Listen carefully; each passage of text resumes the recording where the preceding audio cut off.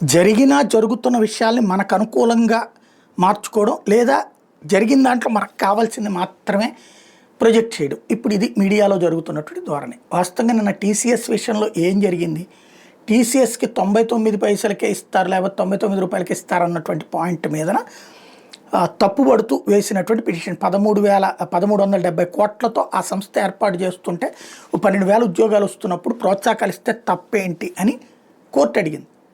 వెంటనే లాయర్ ఏం వాదించారు, అస్సలు ఇవ్వద్దు అని మేము అంటలేదు, ఇవ్వమనే చెప్తున్నాం, ప్లస్ ఉద్యోగాలు కల్పించమనే చెప్తున్నాం, అది సక్రమంగా జరగాలని కోరుకుంటున్నాం. ఇప్పుడు ఇది మామూలుగా మనం భూమి లీజుకి ఇచ్చామనుకోండి, ఆ లీజ్ రూల్ ప్రకారం ఇదిగో ఇన్ని సంవత్సరాల లోపు ఇంత పెట్టుబడులు పెట్టాలి, ఇన్ని ఉద్యోగాలు ఇవ్వాలని రూల్ ఉంటుంది. ఒకవేళ నువ్వు ఆ లీజు నిబంధనలు ఉల్లంఘిస్తే అంటే ఆ విధంగా నువ్వు పెట్టకపోతే మేము వెనక్కి తీసుకునే అధికారం ఉందని అందులో రాస్తాం.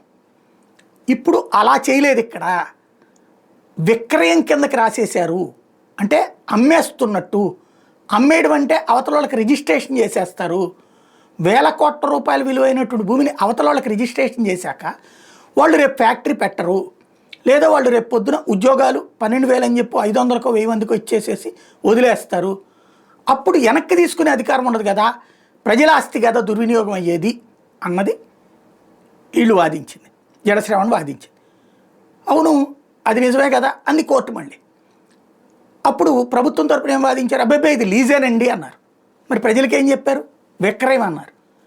లీజ్ అయితే అదే తేల్చి చెప్పండి అన్నది ఇప్పుడు కోర్టు.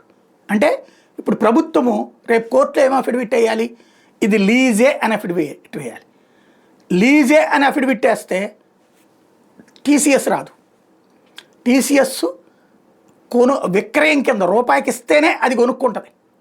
కొనుక్కుని రిజిస్ట్రేషన్ చేసుకుని దాన్ని తాకట్టు పెట్టి దాని మీద వచ్చే డబ్బులతో వ్యాపారం చేయాలనుకుంటుంది. అదే లీజ్ అయితే బ్యాంకు లోన్స్ ఇవ్వం. అంటే కొనుక్కున్న దానికి 90 రూపాయలు లోన్ ఇస్తే లీజ్ దానికి 30 రూపాయలు లోన్ ఇస్తారు.